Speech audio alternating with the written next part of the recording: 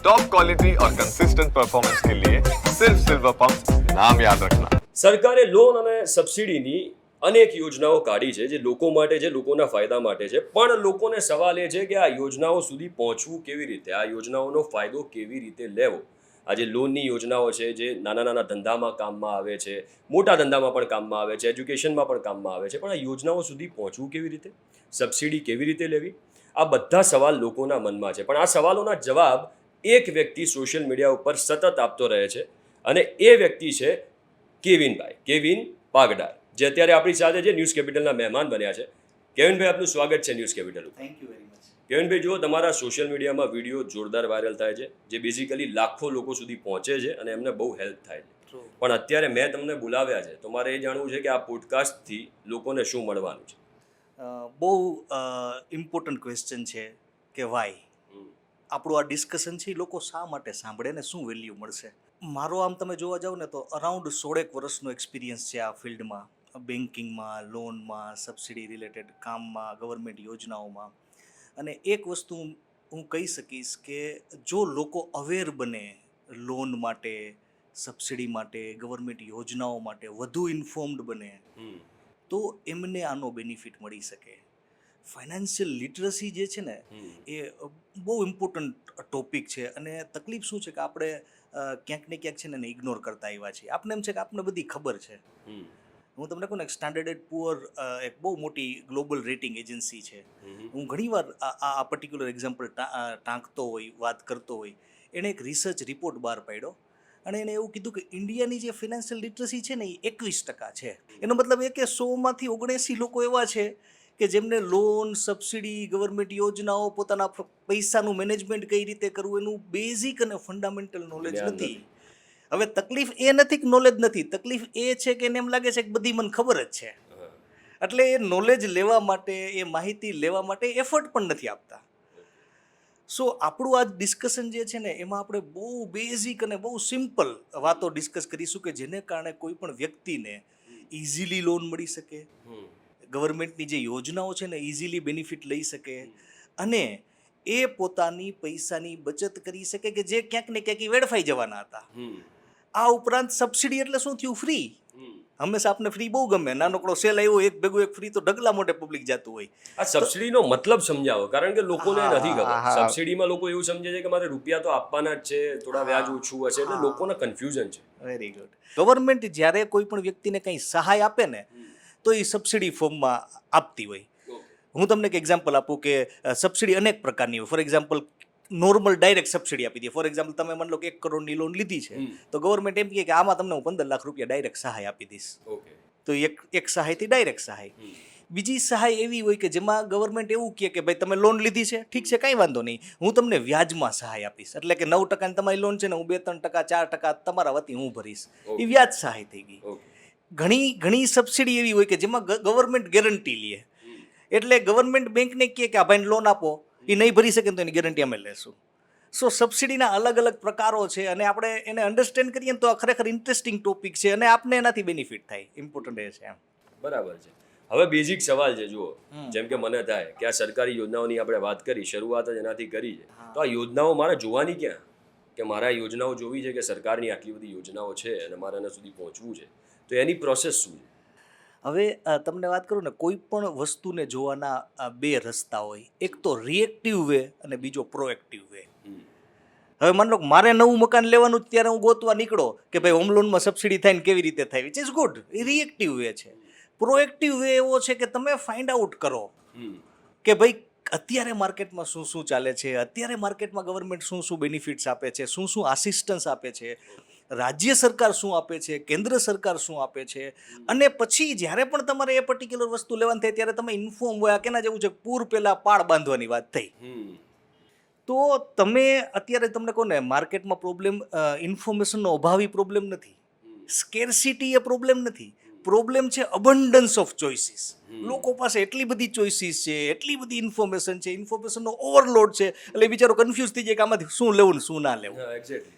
તો authentic way શું છે? ઓથેન્ટિક છે ને, ગવર્મેન્ટની ઘણી બધી એવી વેબસાઇટ છે, ગવર્મેન્ટની મલ્ટિપલ અમુક વેબસાઇટ એવી છે કે જેમાં એક જ જગ્યાએથી મલ્ટિપલ એના સોર્સિસ મળે. હું તમને એની ડિટેલ આપીશ, તમે એમને શેર કરજો આપણા ઓડિયન્સ માટે, બરાબર? બીજી વસ્તુ, આના રિલેટેડ યુટ્યુબ વિડીયોઝ પણ બને, ગવર્મેન્ટ પોતે બનાવે છે. આ ઉપરાંત ઘણા બધા લોકો એવા છે કે જે આ રિલેટેડ સારું કામ કરે છે, સારી અવેરનેસનું કામ કરે છે, તો એમની પોતાની ચેનલ્સ પણ છે. ઇન્ડિયા લેવલે ચેનલ છે ને ગુજરાત લેવલે પણ ઘણા લોકો સારું કામ કરે છે ફિનાન્શિયલ લિટરસીનું. તો તમે પ્રોએક્ટિવલી એમની સાથે કનેક્ટ રહો, પ્રોએક્ટિવલી તમે એની ઇન્ફોર્મેશનને તમે લો, એમને સમજો, તો શું થાય કે તમને કોમ્પ્રિહેન્સિવ ખ્યાલ આવે કે ભાઈ અત્યારે મારા માટે શું બની શકે. સ્ટાર્ટઅપ રિલેટેડ પણ ઘણું બધું છે. સો આ બધી વસ્તુઓ એવી છે કે જે as a individual, as a businessman આપણે ખરેખર જાણવી જોઈએ, અને એનાથી 100% બેનિફિટ થાય, 100% બેનિફિટ. તમે આટલા વિડીયો બનાવો છો, તમને કેવા ક્વેશ્ચન આવે લોકોના? વિડીયોમાં ક્વેશ્ચન તો અનેક જાતના આવતા હોય, એમાં ચિત્ર વિચિત્ર જાતના બધા ક્વેશ્ચન, કારણ કે આ તો ઓપન પ્લેટફોર્મ છે. પણ ઇમ્પોર્ટન્ટ શું છે, એ બહુ સેટિસ્ફાઈંગ છે. આ જે જર્ની છે ને, અમે કોઈ પણ વિડીયો બનાવીએ ને તો અમારું એક જ ફોકસ હોય. એવું ના હોય કે આને કેટલા લાઇક કરશે ને કેટલા શેર કરશે ને આમાં શું થશે. અમારું એક જ ફોકસ હોય કે કદાચ 5 વ્યક્તિ આ વિડીયો જોવે તો એ 5 વ્યક્તિની જિંદગીમાં હું શું વેલ્યુ એડ કરી શકું, એ જ ફોકસ છે. કોર ફોકસ એક જ છે. અને લોકો, માની લો પ્રધાનમંત્રી આવાસ યોજના છે, તો એમાં પ્રધાનમંત્રી આવાસ યોજનાની અમારી જે હિન્દી ચેનલ છે, red post loan consulting group, એમાં લાખો લોકોએ કોમેન્ટ કરેલી છે, કરોડો વ્યૂઝ છે, અક્રોસ ઇન્ડિયાથી આવેલી જ કોમેન્ટ્સ. અને જ્યારે એના જવાબ આપીએ, જ્યારે ઘણીવાર શું એટલી બધી કોમેન્ટ એક ટોપિક ઉપર આવી જાય ને, અમે અલગ વિડીયો જ બનાવી નાખીએ એના ઉપર, બરાબર? તો પણ એ સેટિસ્ફાઈંગ બહુ છે જ્યારે લોકો અમને કહે કે થેન્ક યુ વેરી મચ કેવિનભાઈ, તમારો ગાઈડન્સને કારણે અમને સબસિડીનો બેનિફિટ મળ્યો. થેન્ક યુ વેરી મચ કેવિનભાઈ, અમારું પહેલું મકાન હતું અને અમારી સબસિડી ઊભી રહી ગઈ હતી, અમને ખબર નહોતી પડતી આમાં ક્યાં પ્રોસેસ કરવી, અને તમારો ઇન્ફોર્મેશન આ જોઈને અમને વેલ્યુ મળી. કોઈ એમને એમ કે થેન્ક યુ વેરી મચ, મારો સ્ટાર્ટઅપ રિલેટેડ પ્રોજેક્ટ હતો, મારું પહેલું આ બિઝનેસની દુનિયામાં મારું પગલું હતું અને મને મશીનરીમાં આટલો બેનિફિટ મળ્યો. ઘણા લોકો તમને કોને મળવા આવે, સ્પેશિયલી અલગ અલગ સ્ટેટમાંથી ઘણા બધા લોકો મળવા આવે, અને એની આંખોમાં જે આપણે ચમક જોઈએ, ઘણીવાર એમની આંખોમાં જે ભીનાશ જોઈએ ને, ત્યારે આપણને એમ લાગે કે આપણે જે કરીએ છીએ એ વર્થ ઇટ છે. ક્યાં વાત. મને એવી કોઈ 3 સરકારી યોજના અત્યારે કહો, પછી આપણે ડિટેલમાં વાત કરીએ. 3 યોજના સરકારી કે જેમાં સૌથી વધારે લોકોને, આમ તો લોકોના ફાયદા માટે જ હોય સરકારી યોજના, પણ એવી 3 યોજના કે જેનાથી સૌથી વધારે મધ્યમ વર્ગને કે પછી ગરીબ વર્ગને ફાયદો થતો હોય છે. નોર્મલી અત્યારે સ્થિતિ એવી છે કે મધ્યમ વર્ગ સૌથી વધારે પીસાતો હોય, તો મિડલ ક્લાસ માટે એવી 3 યોજના કે જે સરકારી છે અને બહુ જ કામની છે. બહુ સરસ ક્વેશ્ચન છે કે આપણે બહુ બધું પકડવા જઈએ એના કરતાં પહેલા ફોકસ વેમાં જોઈએ કે ભાઈ ત્રણ કઈ. સૌથી પહેલી જે બિઝનેસમેન હોય અને મને ગમતી હોય એવી કોઈ સ્કીમ હોય ને, તો એ છે CGTMSE સ્કીમ. ઓકે. હવે CGTMSE સ્કીમ એકચ્યુઅલી છે શું, એની આપણે વાત કરીએ ને, તો એમાં 10 કરોડ રૂપિયા સુધીની લોન કોઈ પણ બિઝનેસમેનને બહુ જ ઓછી પ્રોપર્ટીમાં અથવા વિધાઉટ પ્રોપર્ટી મળી શકે. બિઝનેસમેનને, જે લોકો ધંધો કરતા હોય, 10 કરોડ રૂપિયા સુધી. હવે જ્યારે આપણે 10 કરોડની વાત કરીએ ને, લોકો ત્યાંથી મગજના પાટિયા બંધ કરી દઈએ કે ભાઈ આ તો બધું યાર સરકાર વાતો કરે કે 10 કરોડ રૂપિયા કંઈ વિધાઉટ પ્રોપર્ટી તો ઓછી પ્રોપર્ટીમાં કેવી રીતે મળી શકે. એટલે શું થાય કે એની આગળ કેમ મળે એની ઉપર રિસર્ચ જ ન કરે કે ભાઈ હકીકતમાં કેવી રીતે મળે. હું તમને એની વાત કરું.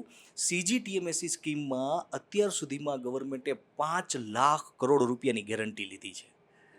CGTMSE સ્કીમ શા માટે ઉદ્ભવમાં આવી, શા માટે ગવર્મેન્ટે લોન્ચ કરી, એની વાત કરું કે જ્યારે કોઈ પણ બિઝનેસમેન બેંક પાસે જાય ને અને બેંકને કહે કે ભાઈ મારી પાસે પ્રોપર્ટી નથી અથવા બહુ ઓછી પ્રોપર્ટી, મારે વધારે રૂપિયા જોતા, બેંક ના પાડી દે. કેમ?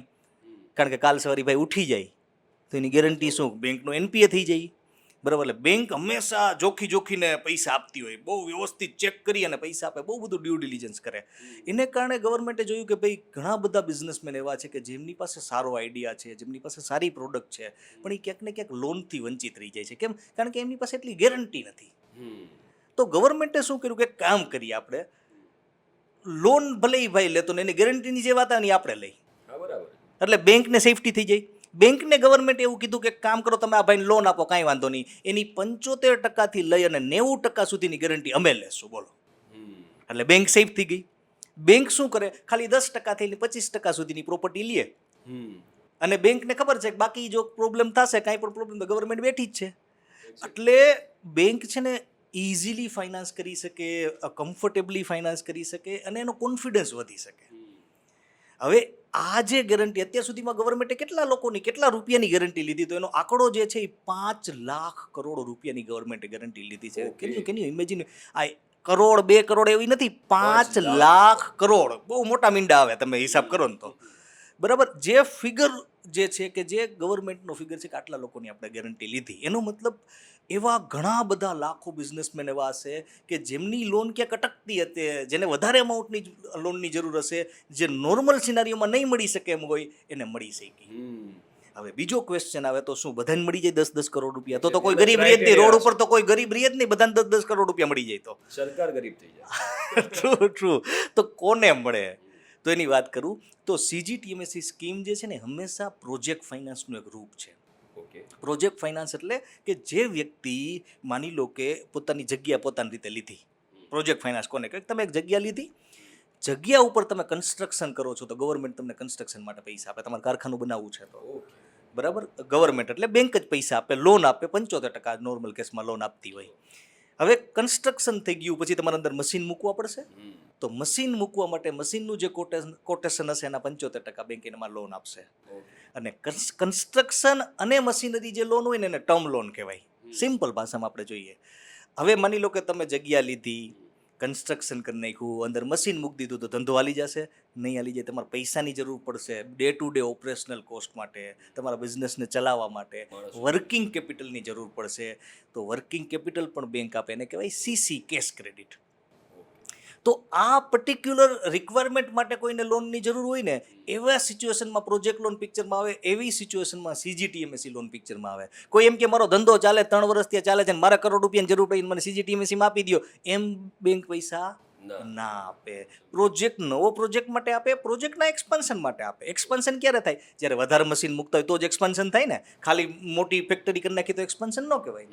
તો એક્સપાન્શન માટે પણ ગવર્મેન્ટ પૈસા. પહેલાં CGTMSE બહુ સારી સ્કીમ છે. આના ઉપર આપણે ડિટેલ્ડ વિડીયો બનાવ્યા છે, હિન્દીમાં છે, ઇવન ગુજરાતીમાં પણ આની ઇન્ફોર્મેશન આપણે શેર કરેલી છે. ઘણા બધા લોકોને આનો બેનિફિટ મળ્યો છે. બીજી વસ્તુ, માની લો કે એક બેંકમાં ગયો ને એને ન મળી અને કોઈ કસ્ટમર એમ કે ભાઈ આ તો બધી સ્કીમો વાત કરે, એવું નથી. ઘણીવાર શું થાય કે તમે તમારો પ્રોજેક્ટ જે તે બેંક સમજી ના શક્યો, એનો બેંક મેનેજર સમજી ના શક્યો હોય, તો તમારે મલ્ટિપલ બેંકમાં જઈને કોટેશન તમારે કઢાવવા જોઈએ ને, એનાથી એનો બેનિફિટ થતો હોય. એટલે CGTMSE તમારો જે ક્વેશ્ચન છે, which is very good scheme, કે એવી યોજના કે જેમાં કસ્ટમરને બેનિફિટ થઈ શકે. ઇવન અમે પણ ઘણા બધા કસ્ટમર્સની CGTMSE અંતર્ગત લોન્સ કરાવી છે અને અત્યારે પણ કરાવીએ છીએ. હવે બીજી સ્કીમ કે જે બહુ સારી સ્કીમ છે કે જેમાં ઘણા બધા લોકોને બેનિફિટ મળ્યો છે, એ છે પ્રધાનમંત્રી આવાસ યોજના.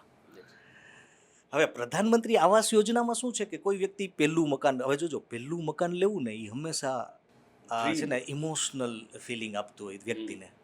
બરાબર, હું મારી વાત કરું, અમે કેટલા વર્ષો ભાડે રહ્યા અને જ્યારે પહેલું મકાન અમે લીધું, અમે ત્યાં ગયા, અમારી ફેમિલી ત્યાં એન્ટર થઈ, તો એ ફિલિંગ બહુ ઇમોશનલ હોય અને એને તમે કાંઈ બીજા શબ્દોમાં એને કાંઈ વર્ણવી ના શકો.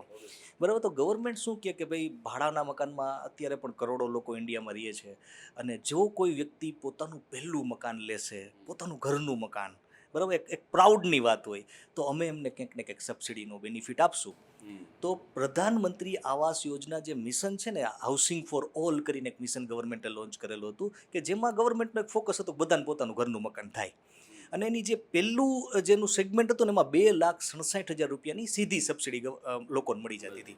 2,67,000 રૂપિયા તમે નવું મકાન લ્યો, લોન લ્યો, 2,67,000 મળી જાય. એમાં પછી અલગ અલગ કેટેગરી હતી. હાયર જેની વાર્ષિક આવક હોય એને 2,30,000 થી લઈ 2,35,000 ને 2,67,000 એવી રીતે 3 રીતે મળતી. હવે એ યોજના પૂરી થઈ ગઈ. ગવર્મેન્ટે હમણાં એનું બીજું સેગમેન્ટ લોન્ચ કર્યું, જેનું નામ હતું પ્રધાનમંત્રી આવાસ યોજના અર્બન 2.0. કેમ બધા વર્જન આવતા હોય મોબાઈલમાં 1.1, 2.1, એમાં આને પણ 2.0 ગવર્મેન્ટે લોન્ચ કર્યું. હવે એમાં ફેરફાર ઘણા બધા કરવામાં આવ્યા. આ બહુ સમજવા જેવો મુદ્દો છે.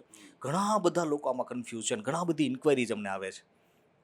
હું તમને વાત કરું, પ્રધાનમંત્રી આવાસ યોજના અર્બન 2.0 છે ને, એમાં સબસિડીની અમાઉન્ટ ઘટાડી દેવામાં આવી. 1,80,000 રૂપિયાની હવે સબસિડી મળશે. પહેલાં જે 2,67,000ની મળતી હતી.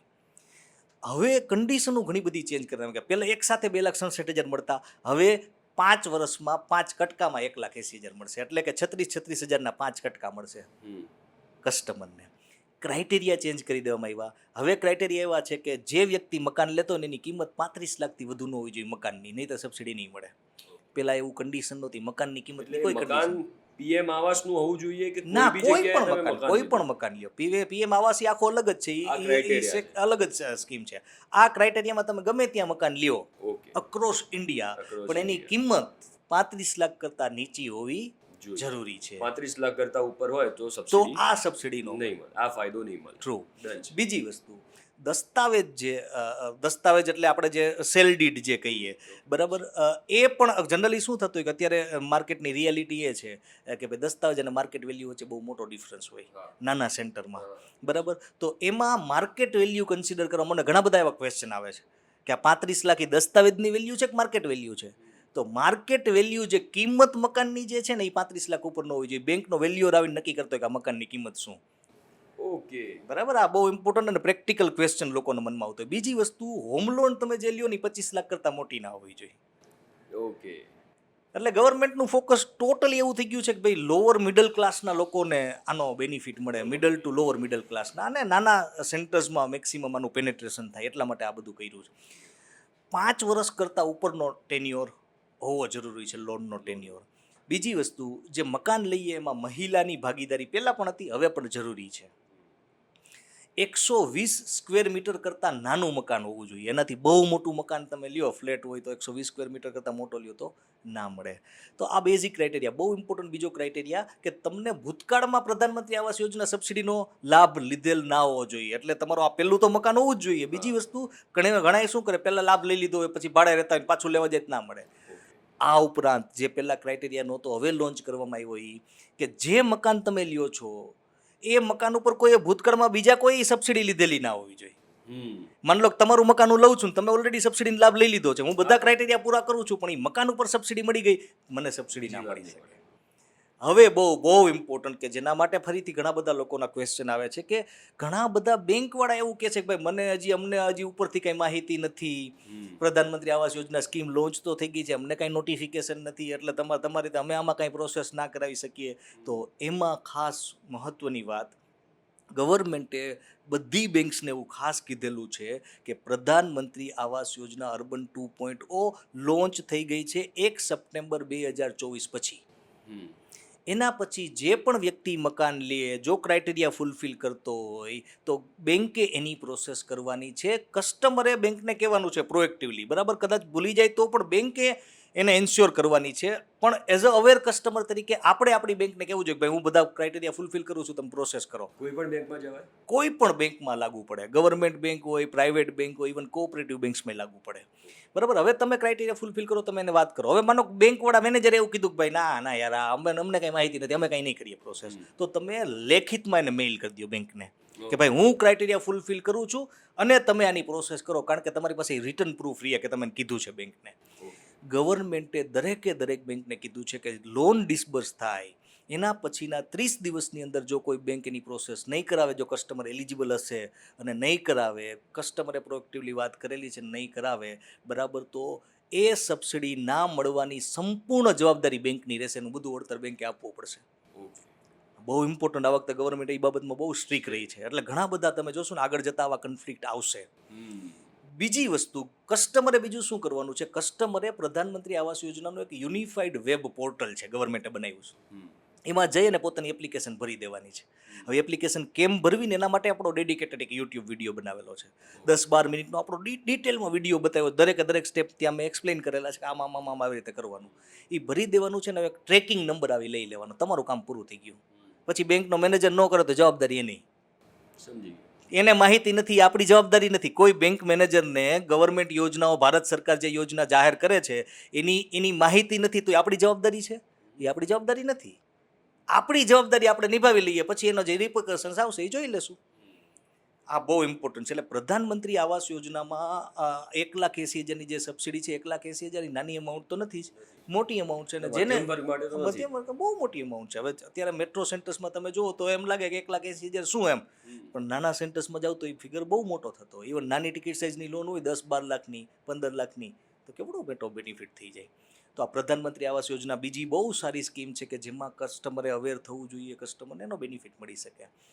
ત્રીજી જે સ્કીમ છે, આમ તો ત્રીજી સ્કીમ આપણે ગુજરાત સ્પેસિફિક સ્કીમની વાત કરીએ, આ બે મેં વાત કરી અત્યાર સુધી ઇન્ડિયાની National. સ્કીમ હતી, નેશનલ સ્કીમ હતી, ભારતના બધા નાગરિકને બેનિફિટ મળે. પણ આપણું આ પર્ટિક્યુલર જે પોડકાસ્ટ છે કે જ્યાં આપણું ગુજરાતી ઓડિયન્સ એને જોશે ને, બહુ સારી સ્કીમ ગુજરાત ગવર્મેન્ટની, એ છે Atmanirbhar Gujarat scheme for assistance to MSMEs. Okay. હવે એનો સિમ્પલ ભાષામાં કે MSME ને ફાયદો કરનારી આ સ્કીમ છે, આત્મનિર્ભર એ લોકો બની શકે એના માટેની આ સ્કીમ છે. આ યોજનામાં ગવર્મેન્ટે જે ગુજરાતના જે તાલુકાઓ છે ને એને 3 સેગમેન્ટમાં ડિવાઈડ કરી નાખ્યા. એક વિકસિત તાલુકા, બીજા વિકાસશીલ તાલુકા અને ત્રીજા અવિકસિત તાલુકા. અવિકસિત તાલુકા જે છે ને એ કેટેગરી, એમાં મેક્સિમમ સબસિડીનો બેનિફિટ મળે. જે પણ વ્યક્તિ લોન લે ને, લોન એટલે પ્રોજેક્ટ ફાઇનાન્સની લોન છે, કન્સ્ટ્રક્શન માટે, મશીનરી માટે જે લોન લઈએ એમાં જે લોન લે ને એમાં 25% ને મેક્સિમમ 35 લાખ રૂપિયા સુધી સબસિડીનો લાભ મળે. ઓકે. એટલે માની લો કે માની લો કે 1 કરોડ રૂપિયાની કોઈ લોન લીધી હોય તો 25 લાખ રૂપિયા ગવર્મેન્ટ એને આપે, મેક્સિમમ 35 લાખ રૂપિયા સુધી અહીંયા સબસિડી. તમે ઇમેજિન કરો 1 કરોડમાંથી 25 લાખ અને માની લો 1.25 કરોડ તો 1.25 કરોડના 25%, એ પ્રમાણે કેવડો રૂપિયો મળે, ડાયરેક્ટ બેનિફિટ મળે. બરાબર. આ કેટેગરી 1 કે જે અવિકસિત તાલુકા છે એની વાત છે. આ ઉપરાંત એમાં વ્યાજ સહાય પણ મળે. એટલે તમે જે લોન લીધી હોય ને એમાં 7% સુધી ગવર્મેન્ટ વ્યાજ આપે, વ્યાજ સહાય આપે. એટલે માનો કે તમારી 9%ની લોન હોય ને તો 7% ગવર્મેન્ટ ભરે ને તમારે 2% જ ભરવાના. તમે ઇમેજિન કરો કેવડી 2% તમને વર્ષે 2% તમને ક્યાંય લોન મળી શકે. તો 7% 7 વર્ષ માટે દર વર્ષે મેક્સિમમ 35 લાખ રૂપિયાની એમાં સહાય મળે.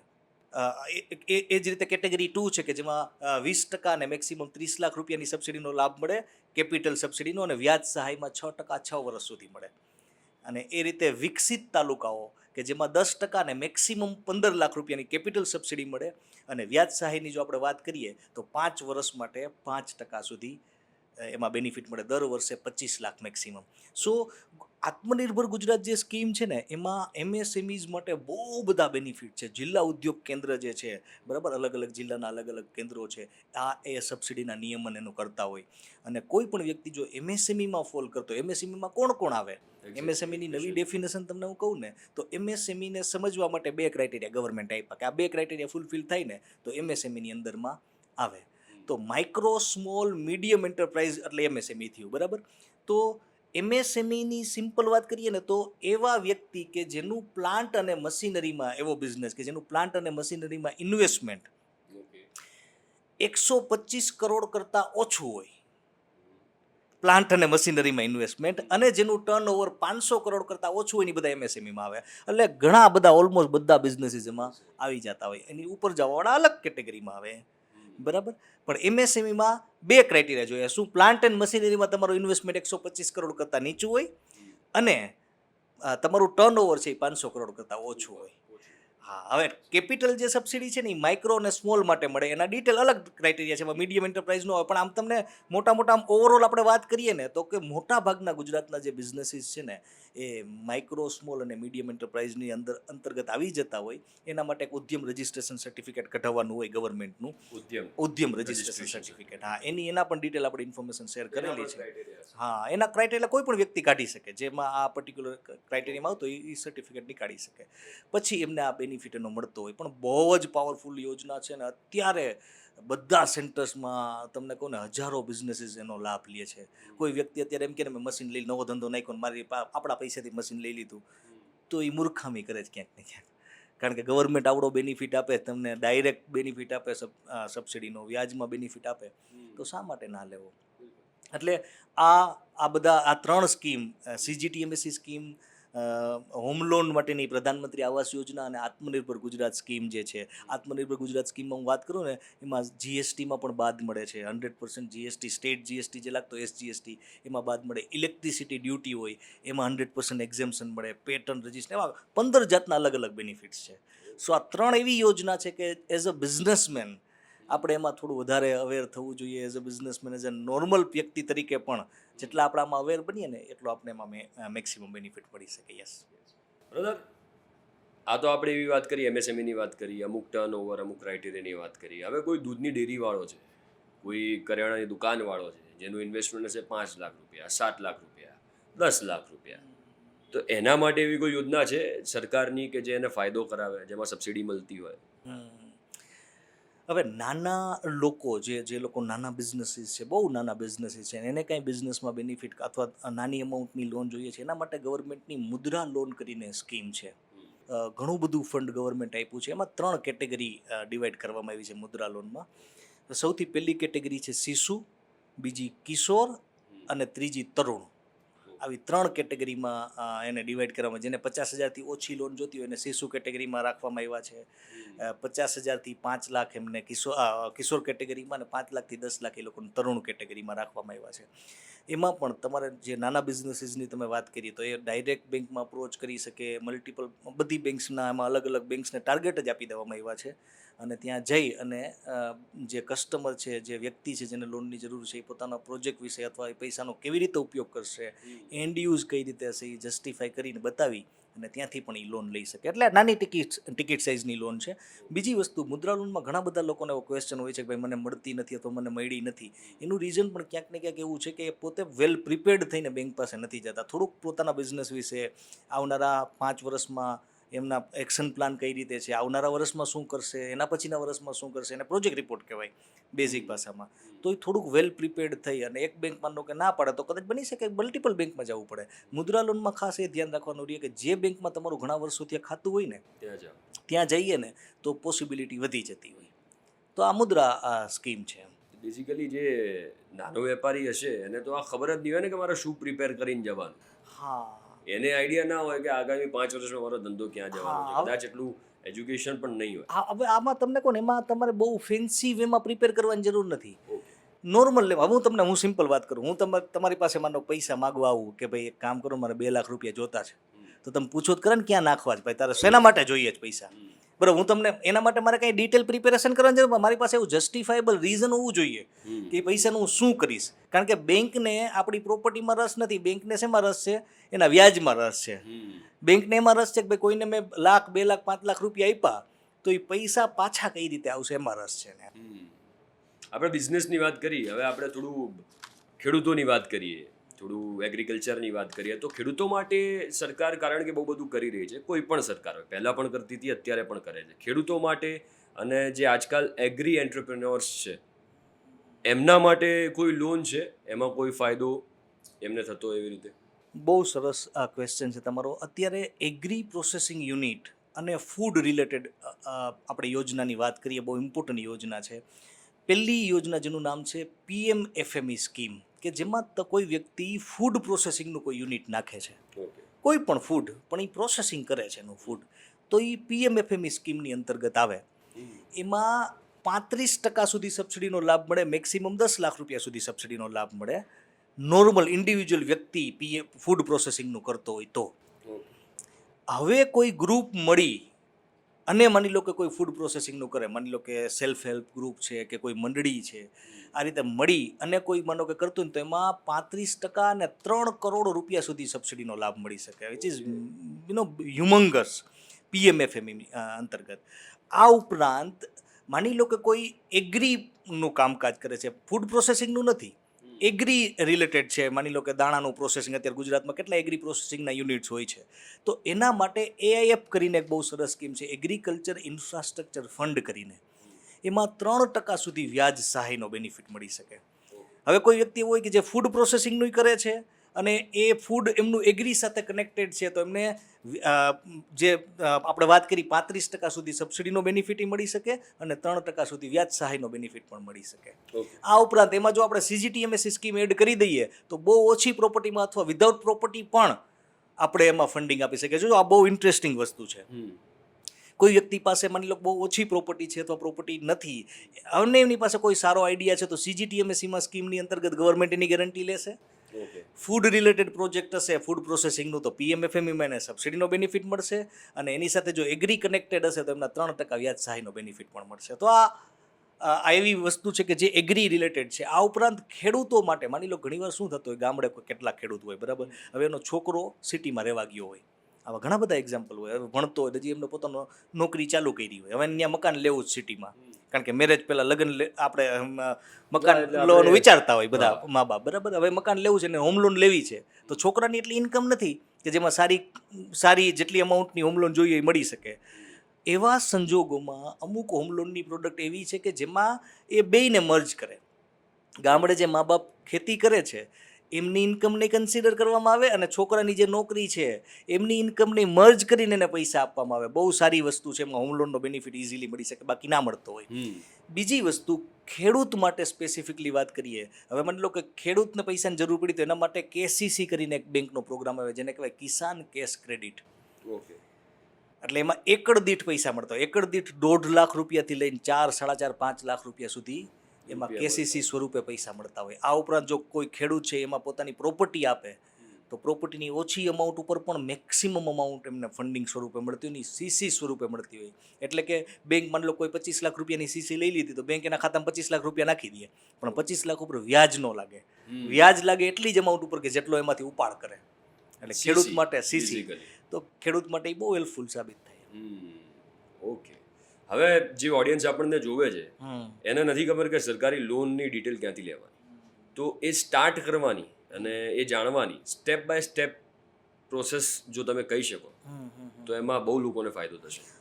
એક તો તમને કહું ને, ગવર્મેન્ટ રિલેટેડ, માનો કે સબસિડી રિલેટેડ કોઈ અત્યારે ગૂગલ ને આ બધું બહુ પ્રચલિત છે, બરાબર. તમે કોઈ વ્યક્તિ નાખે કે ભાઈ MSME રિલેટેડ યોજનાઓ, તો મલ્ટિપલ યોજનાઓ મળે. હવે બહુ ઇમ્પોર્ટન્ટ હું તમને કહું કે દરેક યોજનાઓ માટે એક અલગ વેબસાઇટ ગવર્મેન્ટ આપી, CGTMS અલગ વેબસાઇટ. એમાં એક સેગમેન્ટ હું ખાસ બધાને કહેતો હોય કે જોવાનો ઇન્ફોર્મેશન તો હોય જ, પણ એક સેગમેન્ટ જેને કહેવાય FAQ segment, frequently asked questions. એ સેગમેન્ટ કોઈ વ્યવસ્થિત જોવે ને એટલે મોટાભાગના ક્વેશ્ચનોને જવાબ મળી જ જાય. પણ મોટાભાગની તકલીફો ત્યાર સુધી કોઈ પહોંચે જ નહીં, બરાબર. FAQ સેગમેન્ટ તમે જુઓ એટલે બેઝિક તમને ખ્યાલ આવી જાય, કારણ કે એમાં મોટા ભાગની વસ્તુઓ બધી કવર કરીને, કેટલી સબસિડી મળે, શું મળે, કઈ રીતે અપ્લાય કરવી, કોઈ તમે કમ્પ્લેન કરવી હોય તો ક્યાં કરવી, એના મોબાઈલ નંબર શું, ઈમેલ ID શું, બધી ઇન્ફોર્મેશન હોય. એટલે ઓથેન્ટિક. અત્યારે તકલીફ શું છે, ઘણી બધી યોજનાઓ વિશે મિસઇન્ફોર્મેશન પણ માર્કેટમાં બહુ ફરે છે. ઇવન કેટલી બધી ફ્રોડ્યુલન્ટ વેબસાઇટ પણ છે કે જેમાં તમને એમ કે CGTMS માટે અહીંયા અપ્લાય કરો, ત્યાં અપ્લાય કરો એટલે તમારો મોબાઈલ નંબર ડેટા આવી જાય ને કેટલા બધા લોકો સાથે ફ્રોડ થતું હોય. એટલે ગવર્મેન્ટની જે ઓથેન્ટિકેટેડ વેબસાઇટ જે છે, ઓથેન્ટિક વેબસાઇટ, ત્યાંથી જ એમના ઇન્ફોર્મેશન જો એ પર્ટિક્યુલર યોજનાની અપ્લાય કરવાની જો વાત આવે ને તો ત્યાંથી લેવી જોઈએ. આ ઉપરાંત એમને પ્રોએક્ટિવલી એવા લોકો સાથે કનેક્ટ રહેવું જોઈએ કે જે આ માહિતી, માનો ફોર એક્ઝામ્પલ તમને કહું ને કે અત્યારે ઘણા બધા એવા લોકો છે, ઇવન ઇન્ફ્લુઅન્સર્સની વાત કરીએ, ઘણા બધા લોકો એવા છે કે જે આ પર્ટિક્યુલર યોજનાઓને લોકો સુધી પહોંચાડે છે. ફોર એક્ઝામ્પલ અમારું ગ્રુપ છે તો અમે કોઈ અમારી સાથે કનેક્ટેડ હોય તો અમે એક વસ્તુ એન્શ્યોર કરાવી શકીએ કે ભાઈ મિસ નહીં કરે કાંઈ. એનો મતલબ એમ નથી કહેતા કે અમે કાંઈ પ્રાઉડ કે એવો કંઈ ઓલો આપણે ફાંકો હોય કે ભાઈ એવું ન જ થાય, પણ આપણે એવી ટ્રાય કરતા હોય કે ભાઈ લોકોને સાચી માહિતી મળે. તો ખાલી અમે નથી, એવા ઘણા બધા લોકો છે કે જે આવું સારું કામ કરે છે, તો એની સાથે કનેક્ટેડ રહીએ, એમના ગ્રુપ સાથે કનેક્ટેડ રહીએ તો ક્યાંક ને ક્યાંક એમને વેલ્યુ મળતી હોય. આ ઉપરાંત યુટ્યુબમાં પણ આની ક્વોલિટી ઇન્ફોર્મેશન ઘણી બધી મળે. યુટ્યુબમાં ખાસ તમારે એ જોવું જોઈએ કે યુટ્યુબમાં અત્યારે કેવું છે, ગમે એ વ્યક્તિ આવીને વિડીયો બનાવી નાખતો હોય, બરાબર. હા, તો કોઈ પણ ઇન્ફોર્મેશન તમે લ્યો તો યુટ્યુબમાં જે માહિતી મળે ને એને સંપૂર્ણ તથ્ય તરીકે નહીં સ્વીકાર લેવાની, એને તમારે ખરાઈ કરી અને પછી જો તમે આગળ વધો ને તો ઇન્ફોર્મેશન મળી શકે. પણ મેં તમને જેમ કીધું, અબન્ડન્સ ઓફ ચોઇસીસ બહુ બધી છે, ઘણી બધી ઇન્ફોર્મેશન છે. રાઇટ ઇન્ફોર્મેશન ફાઇન્ડ આઉટ કરવી જોઈએ. તમને હું સિમ્પલ કહું, ફ્રોડ કેવા થતા હોય. કોઈ વ્યક્તિ એમ નાખે ને ગૂગલમાં કે ભાઈ મારે કોટક મહિન્દ્રા બેંકનો એક્ઝામ્પલ તમને આપું છું, કોટક મહિન્દ્રા બેંકનો કસ્ટમર કેર નંબર શું છે, તો આ લોકો જે ફ્રોડવાળા જે લોકો હોય ને, ફ્રોડ્યુલન્ટ લોકો, એ પોતાનો SEO કરી અને ખોટો નંબર ત્યાં આગળ ચડાવી દેતા. એટલે કોઈ પણ દેખે ને એટલે એ નંબર દેખાય, એ નંબર ઉપર કસ્ટમર ફોન કરે ને પછી એમની સાથે ફ્રોડ થઈ જાય. એને એમ લાગતું કે હું કોટક બેંકના રિપ્રેઝેન્ટેટિવ સાથે વાત કરું છું, હકીકતમાં એ વ્યક્તિ ફ્રોડ જ હોય. તો આવી નાની વસ્તુ, જ્યારે ફાઇનાન્સની વાત આવે, જ્યારે પૈસાની વાત આવે ને, ત્યારે આપણે જેટલા ઓથેન્ટિક સોર્સ ઉપર રિલાય રહીએ ને એટલી આપણે એમાં સારો ફાયદો થાય. બિલકુલ. તમને આવો વિચાર ક્યાંથી આવ્યો પહેલી વાર કે હવે મારે લોકોને ફાયદો કરાવવો છે, લોકોને આ ડિટેલ્સ આપવી છે, સોશિયલ મીડિયા પર તમે વિડીયો બનાવો છો? હા, હું તમને વાત કરું ને કે અમે જ્યારે અમારું ગ્રુપ, અમારું જે લોન કન્સલ્ટેશન ફર્મ ચાલુ કર્યું, હું 5 વર્ષ કોટક બેંકમાં હતો, અરાઉન્ડ 2 વર્ષની આસપાસ સ્ટાન્ડર્ડ ચાર્ટર્ડ બેંકમાં હતો. અને મેં એક વસ્તુ રિયલાઇઝ કરી કે જો લોકોને આના related, loan related, subsidy related, government યોજનાઓ રિલેટેડ જો ક્વોલિટી ઇન્ફોર્મેશન આપવામાં આવે ને તો એની લાઈફમાં આપણે ડિફરન્સ ક્રિએટ કરી શકીએ. કારણ કે બધાને એમ થાય છે કે મારી પાસે માહિતી છે, બધાને એમ થાય છે કે ભાઈ મારે કાંઈ લોનવાળા કોઈની જરૂર નથી, મને તો સામેથી બેંકો અપ્રોચ કરે. સાચી વાત છે, સામેથી અપ્રોચ કરે છે, પણ શું તમને ત્યાંથી બેસ્ટ કોટેશન મળે છે? શું તમને બેસ્ટ માહિતી મળે છે? શું તમારા માટે જે બેસ્ટ જે હોય એ માહિતી મળે છે? મને ક્યાંક ને ક્યાંક એમ લાગ્યું કે એનો એ ક્યાંક મિસિંગ લિંક છે. જો આપણે લોકોને આ સારું ગાઈડન્સ આપી શકીએ, જો સારી માહિતી આપી શકીએ, તો મને એમ ફીલ થયું, કારણ કે એટલા વર્ષના એક્સપિરિયન્સ પછી મને એ ફીલ થયું કે ના, 100% આમાંથી આપણે કોકના ફાઇનાન્શિયલ લાઈફમાં તો આપણે ડિફરન્સ ડેફિનેટલી કરી શકીએ. તો અમે અમારી ફર્મ સ્ટાર્ટ કરી. પછી મને એમ થયું કે ભાઈ ઓફલાઈન 1-to-1 તો આપણે કેટલા લોકો સુધી પહોંચી શકીએ, કેટલા લોકોની લાઈફમાં પહોંચી શકીએ. આ જે ઇન્ફોર્મેશન છે એને જો આપણે ઓનલાઈન લઈ જઈએ, આજે સોશિયલ મીડિયાના માધ્યમથી આપણે લોકો સુધી પહોંચાડી શકીએ, તો કરોડો લોકો સુધી આપણે પહોંચી શકીએ. તો આ ઇન્ટેન્શન સાથે અમારી જે બ્રાન્ડ છે ને એનું એક જ ફોકસ છે, કોર જે અમારું મિશન છે ને એ એક જ છે કે let us make a difference. હા, કે ચાલો આપણે લોકોની લાઈફમાં ડિફરન્સ ક્રિએટ કરીએ. અને અમે એવા લોકો સાથે કનેક્ટ રહીએ છીએ, એવા લોકો સાથે કનેક્ટ રહેવાનું અમને ગમે છે કે જે અમારી ફિલોસોફીને જીવતા હોય, જે લોકોની લાઈફમાં ડિફરન્સ ક્રિએટ કરવામાં એને ગમતું હોય, કોકને કંઈક સારું વેલ્યુ આપવામાં ગમતું હોય, જે લોકો પેશનેટ હોય કંઈક કોકને કંઈક આપવા માટે. At the end of the day, it is not about money. At the end of the day, it is not about fame. At the end of the day, it is not about likes and followers. At the end of the day, કેટલા લોકોની લાઈફમાં આપણે impact આપી શક્યા, કેટલા લોકોની લાઈફમાં આપણે સિગ્નિફિકન્સ રેડી શક્યા, એ અમારું ગોલ છે ને એ અમને ક્યાંક ને ક્યાંક અંદરથી આનંદિત રાખે છે ને એમને અમારું જે કામ છે ને સારી રીતે કરવા માટેની પ્રેરણા આપે છે. ના યાર, બહુ બેઝિક થોટ છે, બહુ સરસ થોટ છે આ લોકો સુધી પહોંચવાનો, વિચારો પહોંચાડવાનો. આપણે લોનની વાત કરતા હતા, હવે લોનની વાત કરીએ ને એટલે બીજી એક વસ્તુ મગજમાં આવે. જે મિડલ ક્લાસ મેન હોય, જે મારા જેવા લોકો હોય, જેમને ઘર લેવું છે, બિઝનેસ માટે લોન લેવી છે, બાઇક માટે લોન લેવી છે, ગાડી માટે લોન લેવી છે, તો એક વસ્તુ મગજમાં આવે છે સિબિલ સ્કોર. વાહ. હવે સિબિલ સ્કોર ઘણા લોકોને હજુ નથી ખબર. બેંકવાળા એવું કહી દે કે તમારો સિબિલ સ્કોર બહુ ખરાબ છે, કે તમને લોન નહીં મળે, કે તમારો બહુ સારો છે, તમને 10 લાખની લોન આલશું 1%, મહિને 1%. તો આ સિબિલ સ્કોર કેટલો ઇમ્પોર્ટન્ટ છે અને સિબિલ સ્કોર છે શું એ લોકોને સમજાવો. પહેલાંના સમયમાં અમે ગામડે હતા, જનરલી બધા તમે જોશો ને તો આપણે ટૂથપેસ્ટ લેવા જઈએ ને લોકો એમ ન કહે કે ટૂથપેસ્ટ, એમ કે કોલગેટ આપો ને. હા, એક્ઝેક્ટલી. તો જનરલી જ્યારે ક્રેડિટ સ્કોરની વાત આવે ને ત્યારે બધા એમ કે સિબિલ સ્કોર. આ લેમેન ટર્મ થઈ ગઈ. હકીકતમાં છે ને આજે જે સિબિલ છે ને એને કહેવાય ક્રેડિટ ઇન્ફોર્મેશન કંપની. ઓકે. ઇન્ડિયામાં 4 ટાઈપની ક્રેડિટ ઇન્ફોર્મેશન કંપની છે, 4 ક્રેડિટ ઇન્ફોર્મેશન કંપની છે. એનું નામ છે સિબિલ, એક્સપિરિયન, ઇક્વિફેક્સ અને ક્રિફ. આ 4નું કામ બધા માસિયાર ભાઈ બહેન જ છે, પણ ટૂંકમાં તમે ગણો ને તો એકબીજાના કોમ્પિટિટર પણ છે.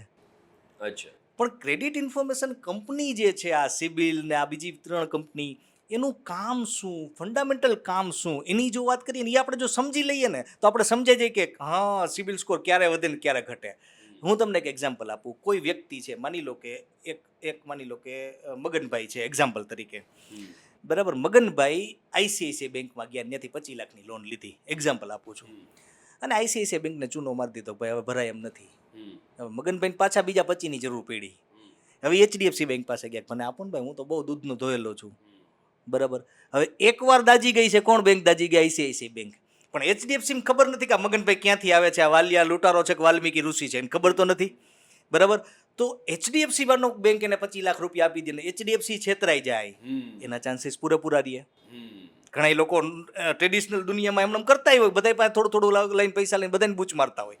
આવા લોકો માર્કેટમાં છે જ. તો એવા બેંકને બૂચ મારવા વાળા છે. તો હવે આનું સોલ્યુશન શું કરવું? જ્યારે મગનભાઈ એચડીએફસી બેંકમાં જાય ત્યારે ખબર પડે કે મગનભાઈએ ભૂતકાળમાં કેવા કાંડ કર્યા, એ જો ખબર પડી શકે તો એચડીએફસી ઇન્ફોર્મ ડિસિઝન લઈ શકે. એટલા માટે એક એવી સેન્ટ્રલાઇઝ એજન્સી લોન્ચ કરવામાં આવી કે જેમાં મગનભાઈની આખી કુંડળી હોય. મગનભાઈ એટલે આ એક એક્ઝામ્પલ છે. એવા અક્રોસ ઇન્ડિયા જેટલા પણ વ્યક્તિ લોન લે, જેટલા પણ વ્યક્તિનું પાન કાર્ડ નીકળે અને પાન સાથે જે લિંક થાય, એની બધી કુંડળી એક સેન્ટ્રલાઇઝડ જગ્યાએ સ્ટોર રહે. અને જ્યારે પણ મગનભાઈ ક્યાંય પણ જાય, એક બટન દબાવવાથી ખબર પડે કે મગનભાઈએ ક્યાં બેંકમાંથી કેટલી લોન લીધી છે, કઈ બેંકમાં ઇન્ક્વાયરી કરીને આવે છે. જો એ બહુ ઇમ્પોર્ટન્ટ છે.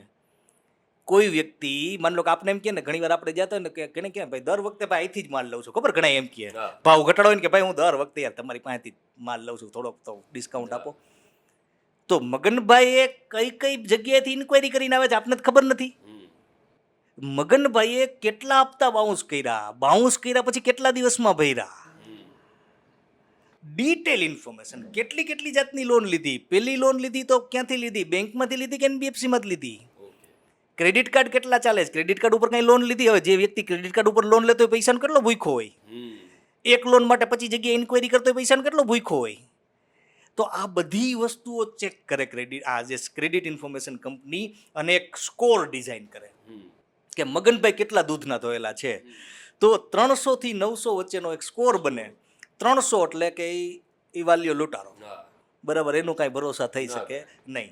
અને 900 એટલે કે એ વાલ્મીકી, એ અતિ પવિત્ર, ચંદન જેવો પવિત્ર, હા, બધા રૂપિયા પાછા આપશે. 750 પ્લસનો જેનો સિબિલ સ્કોર હોય ને એ હેલ્ધી સિબિલ સ્કોર કહેવાય, અથવા ક્રેડિટ સ્કોર. અલગ અલગ એના ક્રાઇટેરિયા અલગ અલગ છે, પણ સિબિલની અત્યારે આપણે વાત કરીએ તો 750 પ્લસનો score which is very good, તો એ સારો ક્રેડિટ સ્કોર કહેવાય. એનાથી નીચે હોય તો તમારે સિબિલ સ્કોરને રિપેર કરવાની જરૂર પડી શકે. એટલે આ સિબિલ સ્કોરની વાત થઈ કે જેમાં બેંક કંઈક સારા ઇન્ફોર્મ ડિસિઝન લઈ શકે એટલા માટે આ પર્ટિક્યુલર વસ્તુ આવી. એને ઇમ્પેક્ટ કઈ વસ્તુ કરે, તમે મલ્ટિપલ બેંકમાંથી તમે લોન લ્યો એને કારણે સિબિલ સ્કોર ખરાબ ન થાય, પણ એક લોન માટે મલ્ટિપલ જગ્યાએ ઇન્ક્વાયરી કરો. તમે માનો હોમ લોન લેવાની છે પણ 8-10 જગ્યાએ તમે ઇન્ક્વાયરી કરો છો, લોગિન કરવાની વાત, કોટેશન કઢાવવાની વાત નથી, કોટેશન કઢાવવું જોઈએ.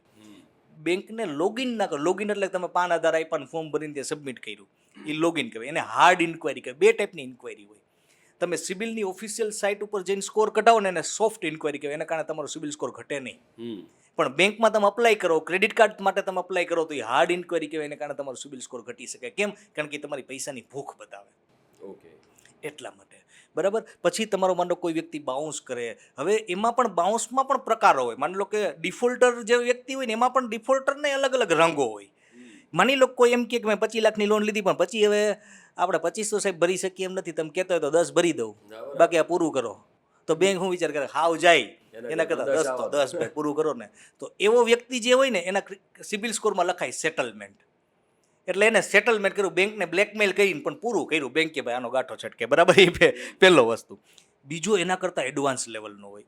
એમ કે 25 તો લીધા પણ હવે 1 રૂપિયો ભરાય એમ નથી સાહેબ.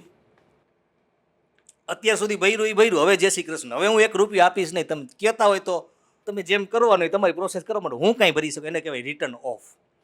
એના સિબિલ સ્કોરમાં રિટર્ન ઓફ લખાય. એટલે એને લાલ લીટી લાગી, એને જિંદગીમાં કોઈ દી લોન ન મળે, કારણ કે એને બેંકના હાથ ઊંચા કરી દીધા.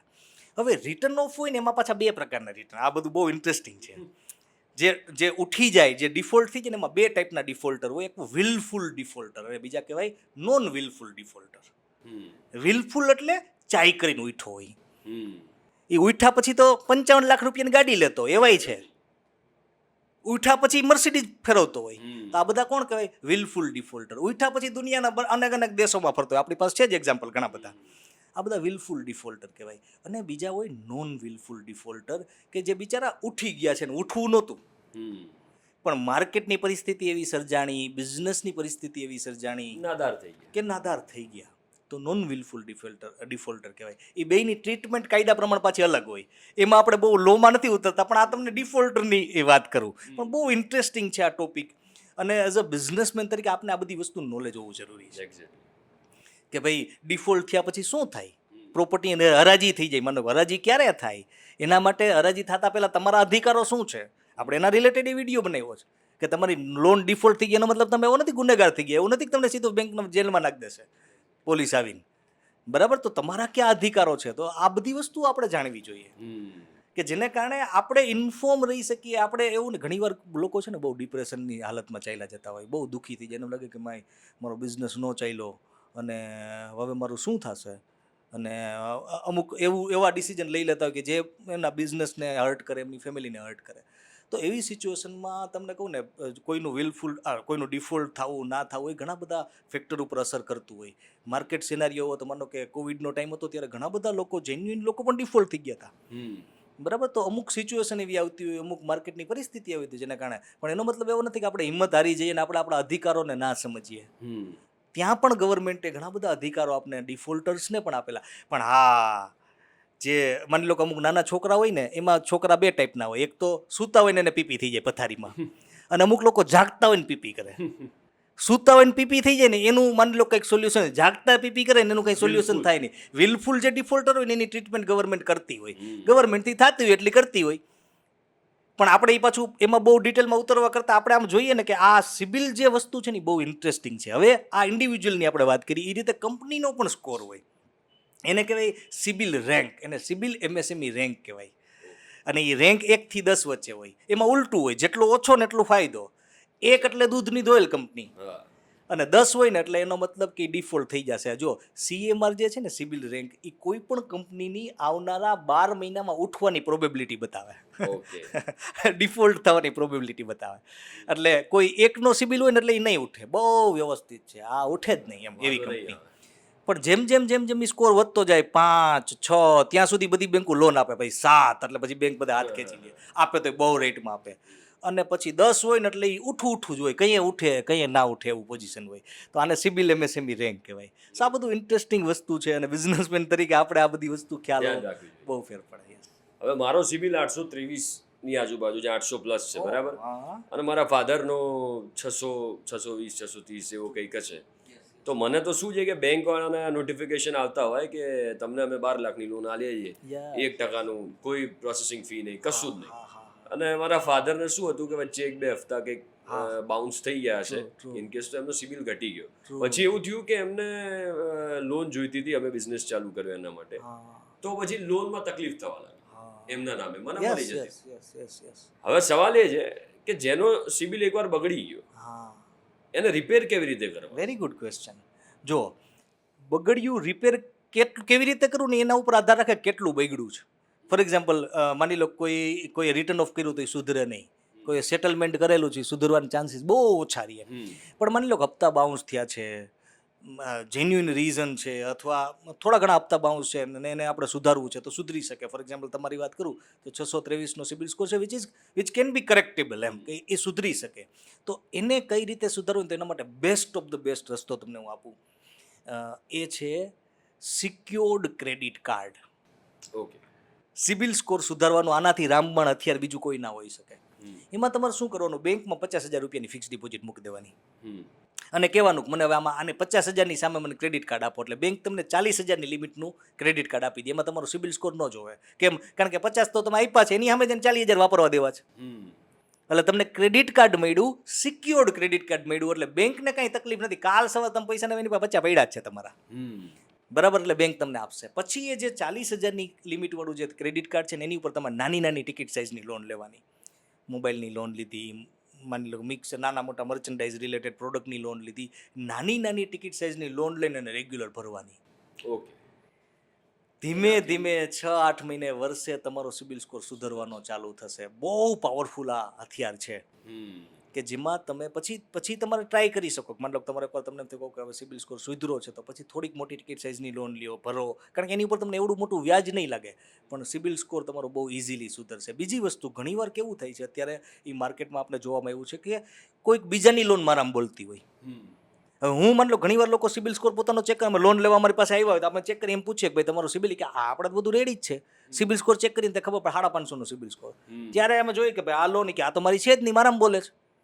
તો જ્યારે એવું થાય ત્યારે તમે ક્રેડિટ ઇન્ફોર્મેશન કંપનીને તમે એમાં ક્વેરી રેઝ કરી શકો, ડિસ્પ્યુટ રેઝ કરી શકો. જે તે બેંકનું નામ બોલે છે એ બેંકમાં પણ તમે કમ્પ્લેન કરી શકો. અને એના માટે તમારે 1-1.5 મહિનાનો ટાઈમ લાગે. એટલા માટે જે કહે ને કે ભાઈ કોઈ પણ વ્યક્તિએ પોતાનો ક્રેડિટ સ્કોર અથવા સિબિલ સ્કોર ચેક કરવો જોઈએ. હવે અત્યારે બહુ ઇમ્પોર્ટન્ટ, અત્યારે હવે જે હું તમને વાત કહું છું ને અતિ ઇમ્પોર્ટન્ટ છે. અત્યારે તમને કોને IPL ચાલતો હોય અથવા તમે એડ જુઓ ને એમાં મૂવી સ્ટાર આવે, બોલિવૂડના હોલિવૂડના, ટૂંકમાં મૂવી સ્ટાર આવીને તમને કહેતા હોય કે ભાઈ તમે તમારો સિબિલ સ્કોર ચેક કરો, અમારી આ વેબસાઇટ છે, પ્રાઇવેટ કંપનીની વેબસાઇટ ઉપર ફ્રી મેં સિબિલ સ્કોર ચેક કરે. આ દુનિયામાં ફ્રીમાં કોણ કરી દે? તમે કહો, કોઈ કરી દે? એની પાછળ એનું રીઝન શું છે કે જ્યારે તમે તમારો ફ્રીમાં સિબિલ સ્કોર ત્યાં ચેક કરાવવા જાઓ ને એટલે તમારો ડેટાની એક્સેસ કરી શકે. તમારી પાસે એવા એક્સેસ રહી લે કે વર્ષ, 1.5 વર્ષ, 2 વર્ષ, લાઈફ ટાઈમ તમારો ડેટાને એક્સેસ કરશે. એટલે એને ખબર પડી જાય તમારી કઈ લોન ચાલે. તમે ક્યાં ઇન્ક્વાયરી કરવા જાઓ તો એની ટીમને પહેલાં ખબર પડે કે આ ભાઈ લોન લેવા નીકળ્યા હોમ લોન, આ ભાઈ લોન લેવા નીકળ્યા બિઝનેસ લોન. એટલે એની ટીમ તમને ફોન કરે. તમે ઇમેજિન કરો, કંઈક વસ્તુ ફ્રી મેળવવા માટે તમારો લાઈફ ટાઈમ તમે તમારો ડેટાને સેક્રિફાઈસ કરી નાખો, વિચ ઇઝ ક્યારેય એ વસ્તુ ક્યારેય ના કરવી જોઈએ. ગવર્મેન્ટે અત્યારે દરેક ક્રેડિટ ઇન્ફોર્મેશન કંપનીને કીધું છે કે તમારે કોઈ પણ વ્યક્તિ માગે ને એને વર્ષે 2 વાર ફ્રીમાં ડિટેલ્સ ક્રેડિટ રિપોર્ટ આપવાનો છે. તો જ્યારે પણ આપણે આપણો સિબિલ સ્કોર ચેક કરવો હોય ને ત્યારે એની ઓથેન્ટિક સાઇટ ઉપર જઈને જ હંમેશા ચેક કરવો જોઈએ. અને એમાં કાંઈ પણ ડિસ્પ્યુટ લાગે તો ઓનલાઈન જ એની ડિસ્પ્યુટ આપણે રેઝ કરી શકીએ, એ કરી દેવી જોઈએ. જો તમારી આવનારા 6-8 મહિના વર્ષ દિવસમાં કોઈ લોન લેવાની ગણતરી હોય ને તો અત્યારે તમારે સિબિલ રિપોર્ટ ચેક કરવો જોઈએ. કાંઈ પણ ડિસ્પ્યુટ હોય તો એને રેઝ કરવા જોઈએ અને ડિસ્પ્યુટ રેઝ કરીને એને રિઝોલ્વ કરવા જોઈએ, જેને કારણે જે તે સમયે તમે લોન લેવા જાઓ ને ત્યારે તમારા 2-3 મહિના ટૂંકા ન થઈ જાય. Okay, done. હવે આપણે હોમ લોનની થોડી વાત કરીએ. યસ. હોમ લોન જો કોઈએ લીધી છે તો એ હોમ લોન કારણ કે તમને બહુ સસ્તા વ્યાજ દરે મળી છે. સરકાર એક રેટ નક્કી કર્યા છે 7%, 8%, 9%ની આજુબાજુનો રેટ છે. અલગ બેંકમાં થોડો ઘણો આગો પાછો રેટ હોય. હવે હોમ લોન કોઈએ લીધી છે તો એણે વહેલા હોમ લોન ભરી દેવી જોઈએ કે એણે જો એને એક્સ્ટ્રા રૂપિયા આવતા હોય એ ક્યાંક ઇન્વેસ્ટ કરવા જોઈએ? હોમ લોન તો શાંતિથી ભરવી જોઈએ. હવે હોમ લોન છે ને એ સસ્તા ભાવની લોન છે, એનો મતલબ એવો નથી કે ફ્રી છે, પહેલી વસ્તુ. બીજી વસ્તુ, અત્યારે માર્કેટમાં કેટલી બધી એવી રીલ જોવા મળે કે ઇન્ટરેસ્ટ ફ્રી લોન, તમને ઇન્ટરેસ્ટ ફ્રી લોન કરાવી દઈએ. હવે ઇન્ટરેસ્ટ ફ્રી લોનમાં એ લોકો શું લોજિક આપતા હોય? તમને કેટલી બધી રીલ જોવા મળશે આ ટાઈપની. ચાલો ઇન્ટરેસ્ટ ફ્રી, એ શું લોજિક આપતા હોય કે તમારો જેટલો હપ્તો હોય ને એના 10% એસઆઈપી કરી નાખો. 15 વર્ષ તમારી લોન રીએ તો 15 વર્ષ જો તમે એસઆઈપી કરશો તમારી વ્યાજ મફત થઈ જશે. થઈ જાય, આપણે એમ ના નથી પડતા કે ખોટા છે, પણ ઇમ્પોર્ટન્ટ એ છે કે એમાં અનસર્ટેનિટીનું ફેક્ટર છે. એવું નથી કે ગેરંટી ઘટી જ જશે.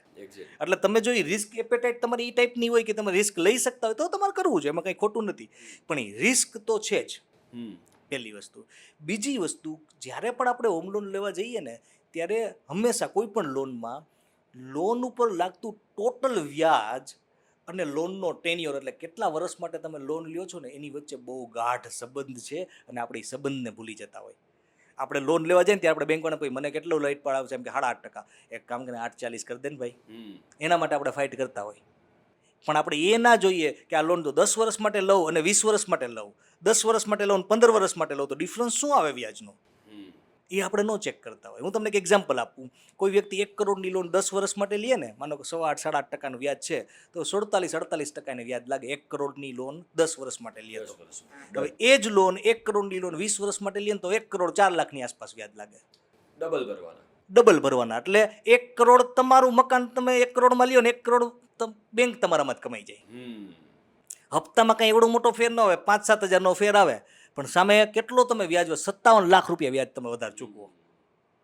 એટલે લોન લેવા જઈએ ને ત્યારે આપણે હંમેશા એ જોવું જોઈએ કે આ લોન ઉપર મને ટોટલ કેટલું વ્યાજ લાગશે. 50 લાખનું ઘણી વાર શું થતું, તમે એક લોન લેતા, કોઈ 30 વર્ષ માટે લોન લે ને તો તમે એક ઘરનું મકાન લ્યો, બેંક તમારા માટે બેંક તમારા પૈસાથી 1.5-2 મકાન લઈ લેતી હોય, કારણ કે મુદ્દલ કરતાં 2 ગણું તમે વ્યાજ ચૂકવી દેતા હોય. સો લોનનો ટેન્યોર, હોમ લોનમાં આ બધી વસ્તુઓ બહુ મેટર કરતી હોય. બીજી વસ્તુ, હોમ લોનમાં ટેક્સના બેનિફિટ પણ થતા હોય. તો આ બધી વસ્તુને કોમ્પ્રિહેન્સિવલી તમારા માટે એનાલાઇઝ કરીને તમે નક્કી કરી શકો કે આને ભાઈ પ્રી ક્લોઝ કરવી કે ના કરવી, અને શું આને આગળ વધારવું, મને ટોટલ જે વ્યાજ જાય છે એ મારો આઉટફ્લો છે એ ખરેખર એટલો હોવો જોઈએ કે શું. આ બધી વસ્તુને અન્ડરસ્ટેન્ડ કરીને કેસ ટુ કેસ એ વસ્તુ ડિસાઇડ કરી. આમાં કોઈ યુનિવર્સલ રૂલ ના લાગુ પડે, પણ હા થોડું તમે જો પાર્ટ પેમેન્ટ કરો ને લોનમાં તો એ બહુ મહત્વનું છે. હમણાં અમે એક રીલ બનાવેલી હતી કે 25 વર્ષની લોનને તમે કઈ રીતે 10 વર્ષમાં બનાવી શકો. એ કેલ્ક્યુલેશન સમજાવો. આ કેલ્ક્યુલેશન શું છે ખબર તમને? કહું ને કે લોનની બાબતમાં રીપેમેન્ટ અથવા પાર્ટ પેમેન્ટ જે છે ને, પ્રી પેમેન્ટ જેને કહેવાય, એને હોલી ગ્રેલ ઓફ રીપેમેન્ટ કહેવાય. તમે જ્યારે પણ કોઈ પણ લોનને થોડું અમાઉન્ટ પાર્ટ પેમેન્ટ કરવા માંડો, થોડું એક્સ્ટ્રા હપ્તા સિવાયના પૈસા ભરવા માંડો ને, એટલે એની ઇમ્પેક્ટ બહુ મોટી હોય. આપણે એમ લાગે કે એમાં શું ફેર પડે. માની લો કોઈ વ્યક્તિ 25 વર્ષની લોન લે અને એક હપ્તો એક્સ્ટ્રા ભરે. હવે કોઈને 50,000નો હપ્તો તો વર્ષે એક હપ્તો તો એક્સ્ટ્રા ભરી શકે ને, એક હપ્તો એક્સ્ટ્રા ભરે. અત્યારે આરબીઆઈ અલાઉ કર્યું છે, કોઈ પણ કસ્ટમર ગમે ત્યારે જઈને પાર્ટ પેમેન્ટ હોમ લોનમાં કરી શકતા હોય, બરાબર છે. તો એક હપ્તો એક્સ્ટ્રા ભરે અને દર વર્ષે 5%નો હપ્તામાં વધારો કરે. વધારે નથી વધારો કરવો. 20,000ની લોન હોય તો 21,000નો, બરાબર, 5% કરો. 5%, 2 5 10 એટલે 21. 20,000ની લોન હોય તો 21,000નો હપ્તો કરે, 21,000ના વળી પાછા 5% વધારીને કરે. એવી રીતે દર વર્ષે 5% એના આ જે ઈએમઆઈ એમાં વધારો કરે ને તો 25 વર્ષની લોન 10 વર્ષમાં પતી જાય. તો પાર્ટ પેમેન્ટને આપણે ઇગ્નોર કરીએ. હવે જનરલી કેવી ભૂલ લોકો કરતા ખબર, લોન લઈને ભૂલી જાય હા કે હાલે છે આપણે લોન હપ્તા ભરીએ છીએ, ખાતામાં 2-5 લાખ પડ્યા હોય. પણ અહીંયા કેવી રીતે ભરી શકાય, અહીંયા ભરવાથી શું ફાયદો થાય, સમજ ના એનો અન્ડરસ્ટેન્ડિંગ આપણે ના હોય. અને એને કારણે આપણે લાખો રૂપિયા, નાની અમાઉન્ટ ન આવતી હોય, લાખો રૂપિયા બેંકને એક્સ્ટ્રા ભરી દેતા હોય. આપણે જે પૈસા આપણા છોકરા માટે, આપણા ભણતર માટે વાપરી શકીએ, આપણા બિઝનેસના ગ્રોથમાં માટે આપણે વાપરી શકીએ, આપણી લાઈફસ્ટાઈલ સુધારવા માટે વાપરી શકીએ, પણ આપણે અવેર નથી. એના કારણે એ લાખો રૂપિયા ક્યાંક ને ક્યાંક એની પાસે વહી જતા હોય, બેંક પાસે વહી જતા હોય.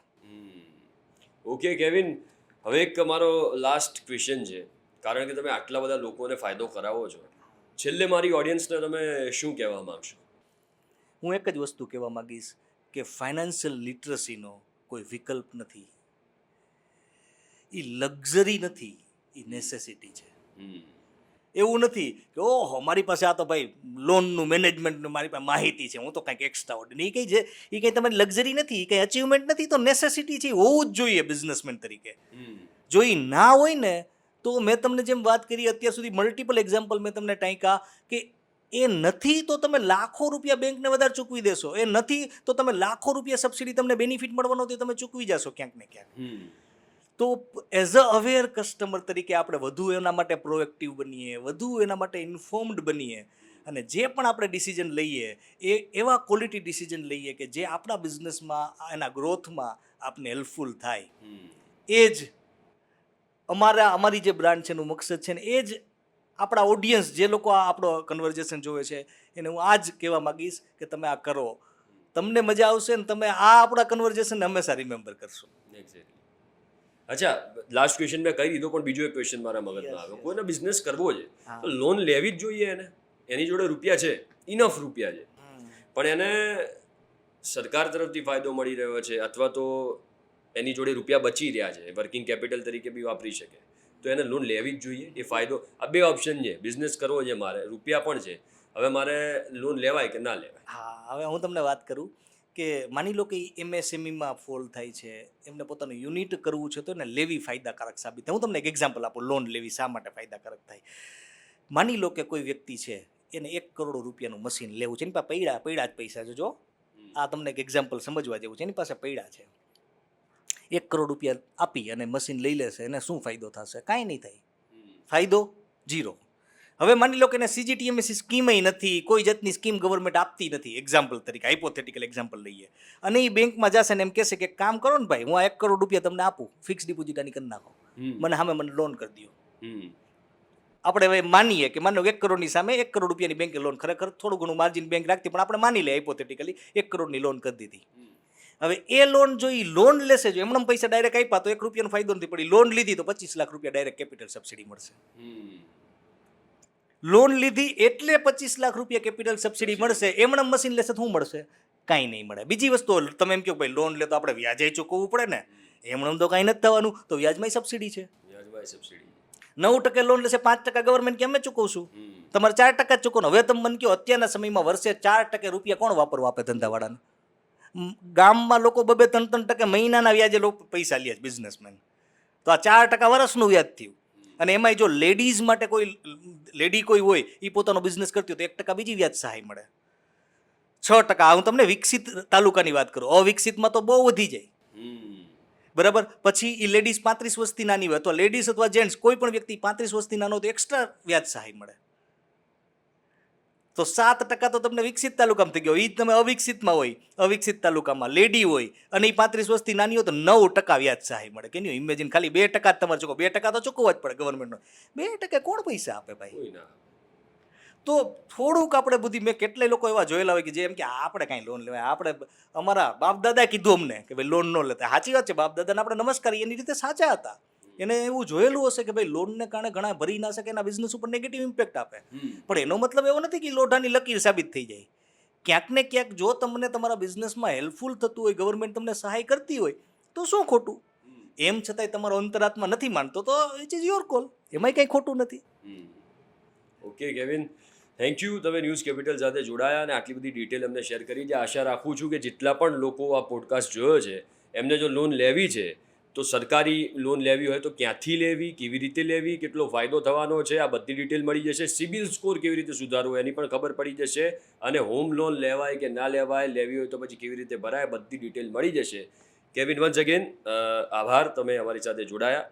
અને આવા જ અન્ય ઇન્ફોર્મેટિવ પોડકાસ્ટ માટે અને ડિટેલ્સ માટે તમે જોડાયેલા રહેજો ન્યૂઝ કેપિટલની સાથે. નમસ્કાર.